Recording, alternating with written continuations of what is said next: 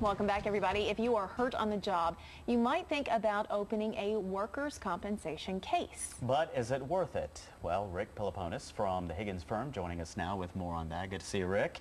All right, so somebody hurts themselves on the job. I guess that's the first question is, should I file a workman's comp claim? Sure. Is it worth it? Yeah, and it's usually not that quick an answer because you don't know. Obviously some injuries are so bad that you know, hey, I'm not going back to work next week, because you've got to be off for a week before your TTD, your temporary total disability benefits, kick in. So you've got to, when you start collecting on your workers' comp.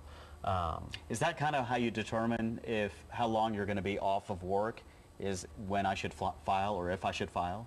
Well, if it's going to take time away. Well, in order to have some sort of final recovery out of your workers' comp case, you're going to have what's called some permanent medical impairment. Okay. Now, if you're off work for 6 months and you come back and you're fine and you're cured, then you'll get your temporary benefits for that time that you're off, but you're not entitled to anything further because you don't have any kind of permanent injury.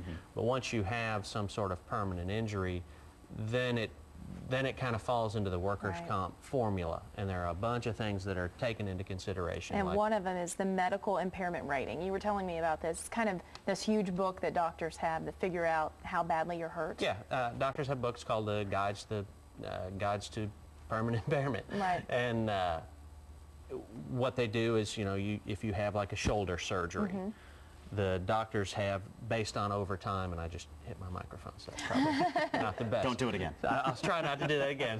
So if you have this shoulder injury, you have, the doctors can look at that and over history, and they've kind of gotten a council together to your whole functioning body. And the way our workers' comp system is set up, that all kind of fits into a formula, and that's how you figure out how much your permanent impairment is, and that's how you figure out from our end. That's one of the factors that you figure in to determine whether or not, what your case is worth. Right. I know there are several other things that really factor into it. The best thing is, if they're not sure, they probably just need to call you. Yeah. That's the easiest way to go about it. It's not an easy system. Yeah. Right.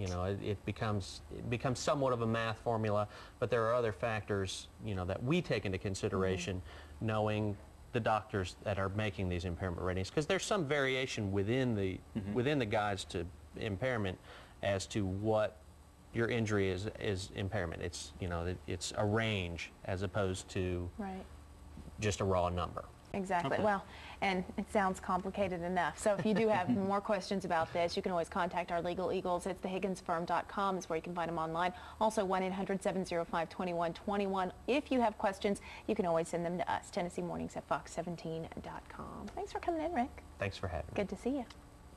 All right, let's check on weather now.